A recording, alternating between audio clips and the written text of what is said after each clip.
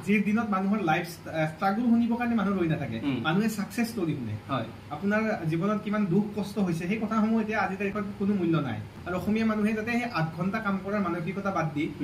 12 ঘণ্টা 16 ঘণ্টালৈকে কাম কৰিব পাৰে সেই এটা ব্যৱস্থা কৰিবলৈ চেষ্টা কৰি আছে স্নাতকোত্তৰ ডিগ্ৰী ল'ৰা চৰকাৰী চাকৰি কিয় কৰা নাই বা চাকৰি কৰিবলৈ কিয় আয়া নাই চাকৰিয়ে জীৱনৰ সৰ্বোচ্চ নহয় কাৰণ আপুনি যদি চাকৰি কৰা মানুহক খুদে আপুনি সুখী নেকি সুখী নহয় চাকৰি কৰা প্ৰতিজন মানুহ কিন্তু সুখী নহয় আজি যদি চাই আটাইতকৈ দৰমহা ইউজিচি ৰিকগনাইজ মানে কলেজৰ প্ৰফেছৰৰ পায় কিন্তু ইমান দৰমহা পোৱাৰ পিছতো বহুত সময়ত কলেজৰ প্ৰফেছৰসমূহৰো ব্যক্তিগত তেওঁলোকৰ জীৱনত অশান্তি থাকে বহুত কলেজৰ প্ৰফেছৰে সুইচাইড কৰিবলগীয়া হয় সেয়েহে আপুনি কি কৰি আছে আৰু কিমান সুখী তাৰ ওপৰত নিৰ্ভৰ কৰে নমস্কাৰ মই শচীন শ্যামন্ত বৰা আৰু আপোনাক সকলোকে জনাইছো মোৰ আজিৰ আন এটা ভিডিঅ'ৰ মাজলৈ স্বাগতম মই প্ৰায় ভিডিঅ'বোৰ বনাই থাকো আপোনালোকে মোৰ ভিডিঅ'বোৰ চাই থাকে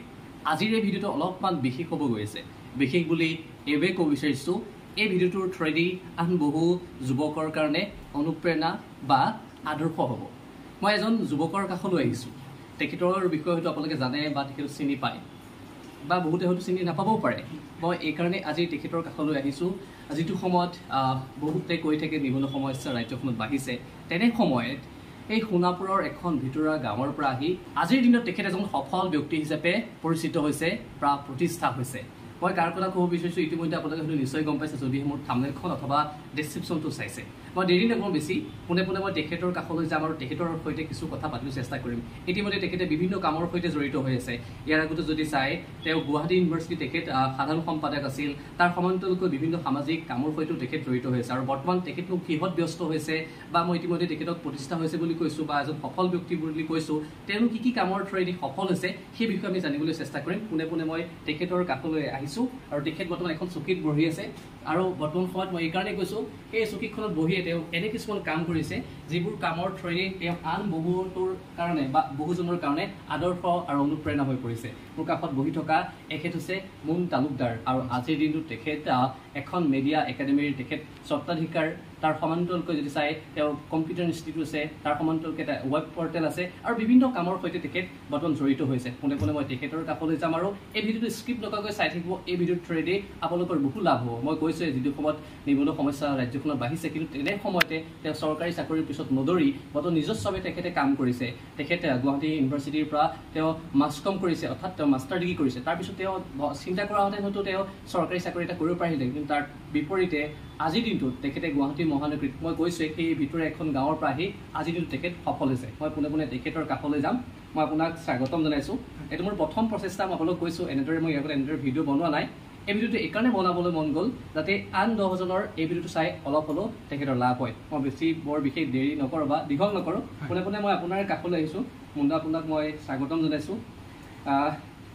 কেনেকৈ মন গ'ল আপুনি যেনেকৈ ছাত্ৰ ৰাজনীতিও কৰিছে ইয়াৰ আগতে জানিব পৰা মতে আপুনি সোণাপুৰ কলেজৰ আপুনি মেগাজিন ছেক্ৰেটাৰী আছিলে প্ৰেছিডেণ্ট আছিল তাৰপিছত তেওঁ আপুনি গুৱাহাটী বিশ্ববিদ্যালয়ৰ সাধাৰণ সম্পাদক তেওঁ আপুনি ছাত্ৰ ৰাজনীতিৰ সৈতে যাব পাৰিলেহেঁতেন বা তাৰ বিপৰীতে আপুনি চৰকাৰী চাকৰিটো ল'ব পাৰিলে কিন্তু তেনেবোৰ নকৰি আজিৰ দিনটোত এনে কাম কৰিবলৈ কিহৰ কাৰণে মন গ'ল প্ৰথমে ধন্যবাদ জনাইছোঁ শচীন খুব এটা গুৰুত্বপূৰ্ণ আপুনি এটা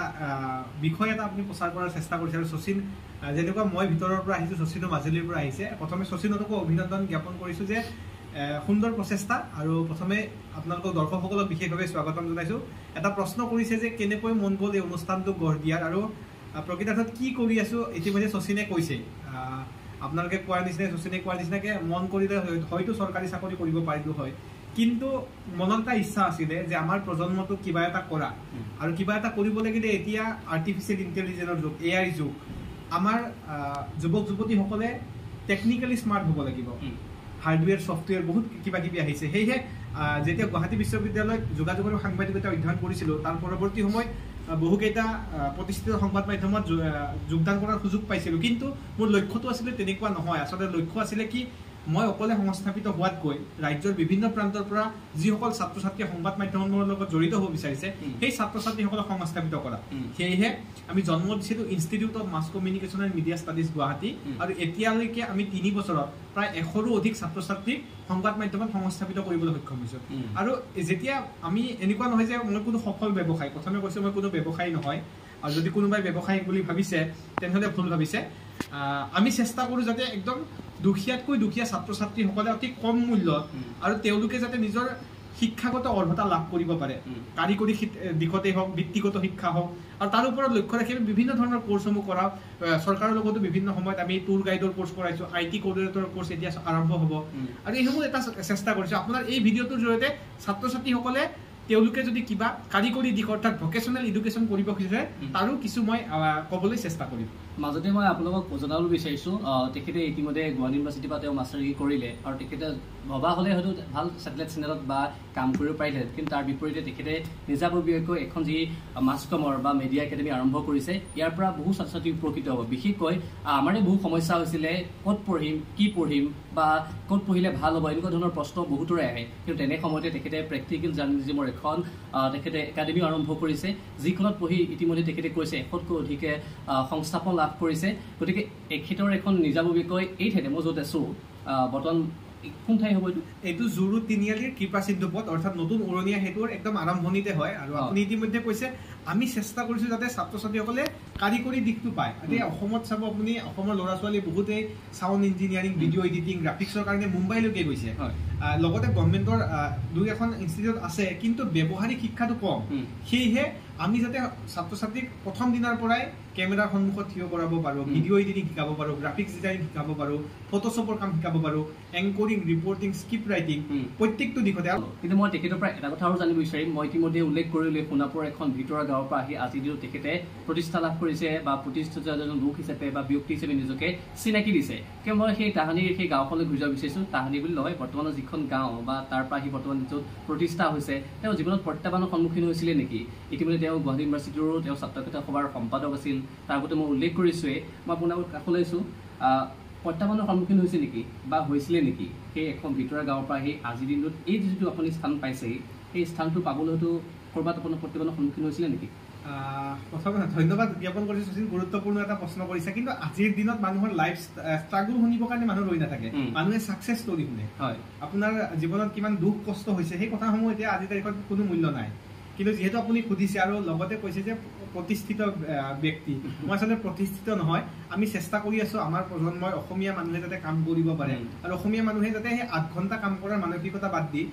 12 ঘণ্টা 16 ঘণ্টালৈকে কাম কৰিব পাৰে সেই এটা ব্যৱস্থা কৰিবলৈ চেষ্টা কৰি আছোঁ লগতে আপুনি যিটো কৈছে প্ৰত্যাহ্বান মানুহ ভিতৰত থাকিলে সমস্যাৰ সন্মুখীন হ'ব পাৰে কিন্তু সমস্যাৰ সৈতে মোকাবিলা আপুনি কেনেদৰে কৰিব মই যেতিয়া হাই ছেকেণ্ডেৰী পঢ়িছোঁ মোৰ ঘৰৰ পৰা মই ডেইলি যিটো হাই ছেকেণ্ডেৰী হয় 8 কিলোমিটাৰ অৰ্থাৎ আহোঁতে যাওঁতে মই 16 কিলোমিটাৰ চাইকেল চলাওঁ কিন্তু সেয়া এটা আমেজ আছিলে সুকীয়া মাদকতা আছিলে আৰু তাৰ পৰৱৰ্তী সময়ত যেতিয়া মই স্নাতক ডিগ্ৰী পঢ়িবৰ কাৰণে সোণাপুৰলৈকে আহিছোঁ তেতিয়া ঘৰৰ পৰা 15 কিলোমিটাৰ দূৰত ভাড়া ঘৰত আছোঁ আৰু তেতিয়াৰ পৰা আজিলৈকে মই ঘৰৰ পৰা 1 টকা পইচা লোৱা নাই চাকৰিয়ে জীৱনৰ সৰ্বোচ্চ নহয় কাৰণ আপুনি যদি চাকৰি কৰা মানুহক সোধে আপুনি সুখী নেকি সুখী নহয় আপুনি যদি চাকৰি কৰিলে হয়তো আজি 1000 যিটো সংস্থাপন পাইছে হয়তো নাপাব পাৰিলেহেঁতেন কিন্তু বহুতে এখন মিডিয়া একাডেমি খুলিবলৈ বা নিজৰ ছেটেলাইট কৰিবলৈ বহুখিনি সমস্যাও হয় বা কিন্তু আপুনি ওৱান মেন আৰ্মি হিচাপে ইমানখিনি যে কৰিছে ক'ত সাহসটো পাইছে বা ক'ত সেই পাৱাৰটো পাইছে চাওক যদি মই ক'ৰবাত চৰকাৰী চাকৰি এটা কৰিলোঁ হয় মই চৰকাৰৰ অধীনত অৰ্থাৎ আমি মানে যিটো ধৰক চৰকাৰৰ লগত কাম কৰি 8 ঘণ্টা মই কাম কৰিলে বাকী কামখিনি আৰু চৰকাৰক সময় দিবলগীয়া নহয় মই পৰিয়ালক সময় দিলোঁ হয় কিন্তু তাত মোৰ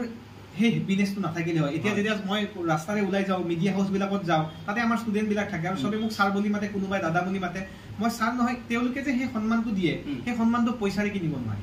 মানুহ বহু কোটি টকা থাকি সুখী নহয় আৰু যাৰ একো নাথাকে তেনেকুৱা মানুহ সুখী সেয়েহে জীৱনত কৰিবলৈ আমাৰ বহুত স্কোপ আছে আৰু অসমখনত চাব এতিয়া বহুত কৰিবলগীয়া আছে হাতে কামে কাম কৰিব লগা যথেষ্ট আছে সেয়েহে আমি বহুত কাম কৰিবলৈ এতিয়াও বাকী আছে আমি এটা চেষ্টাহে কৰিছোঁ আৰু এই চেষ্টাত আপোনালোকে সহযোগিতা কৰিব পাৰে মাজতে আৰু এটা হেৰিলৈ আহিছোঁ ইতিমধ্যে আপুনি কৈছে আপোনাৰ এখন মিডিয়া একাডেমিও আছে সেই মিডিয়া একাডেমিখন আনতকৈ কেনেদৰে পৃথক বা গুৱাহাটী মহানগৰীতো আন বহু মিডিয়া একাডেমি আছে সেই মিডিয়া একাডেমিসমূহৰ বিপৰীতে আপোনাৰখনলৈ কিহৰ কাৰণে ছাত্ৰ ছাত্ৰীসকল আহিব আমাৰ পৃথক এইটোৱে যে আমাৰ এইটো সহযোগিতা প্ৰতিযোগিতা নহয় সেয়েহে আমি এটা চেষ্টা কৰোঁ যাতে ছাত্ৰ ছাত্ৰীসকলক প্ৰকৃত অৰ্থত ব্যৱহাৰিক জ্ঞান দিব পাৰি আজিৰ তাৰিখত ধৰক আমি একদম গোটেইখিনি প্ৰেক্টিকেলি কৰা ষ্টুডেণ্টে এংকৰিং কৰিব ষ্টুডেণ্টে স্ক্ৰিপ্ট লিখিব ষ্টুডেণ্টে গ্ৰাফিক্স বনাব ষ্টুডেণ্টে ভিডিঅ' এডিটিং কৰিব ফটোশ্বপৰ কাম কৰিব ৱেব কণ্টেণ্ট লিখিব আমাৰ এটা আছাম নিউজ এজেঞ্চি বুলি ANI এছিয়ান নিউজ ইণ্টাৰনেশ্যনেলৰ নিচিনাকৈ কনচেপ্টত নিউজ এজেঞ্চি এটা আছে আৰু এই আছাম নিউজ এজেঞ্চিত তেওঁলোকে আৰম্ভণিৰে পৰা কাম কৰি নিউজ চেন্সটো ডেভেলপ হয় এংকৰিং আমাৰ নিজৰ ষ্টুডিঅ' আছে ক্ৰমা ষ্টুডিঅ' আছে আমাৰ কেমেৰাৰ সন্মুখত প্ৰেক্টিচ কৰে আৰু যাৰ জৰিয়তে তেওঁলোকৰ কনফিডেন্স লেভেলটো বৃদ্ধি হয় আৰু কেমেৰাৰ সন্মুখত কথা ক'ব পৰা যিটো প্ৰৱণতা বা যিটো শক্তি, এই শক্তি আমি বৃদ্ধি কৰিবলৈ চেষ্টা কৰোঁ। কিন্তু ইয়াত আপোনালোকৰ এটা কথা ক'বলৈ ছাত্ৰ ছাত্ৰীৰো ইচ্ছা লাগিব। আমি এখন প্লেটফৰ্ম বনাই দিওঁ যাৰ জৰিয়তে তেওঁলোকে সংস্থাপিত হ'ব পাৰে। আৰু আমি এটি গৌৰৱেৰে কওঁ, আজিৰ তাৰিখত আমাৰ যিমান ছাত্ৰ ছাত্ৰীয়ে ইয়াৰ পৰা অধ্যয়ন কৰিছে সকলোৱে ক'ৰবাৰ নহয় ক'ৰবাত সংবাদ মাধ্যমৰ লগত জড়িত বা তেওঁলোকে নিজেই প্ৰতিষ্ঠা কৰিছে, বিভিন্ন অনুষ্ঠানৰ জন্ম দিছে। আৰু এয়ে আমাৰ এটা সফলতা।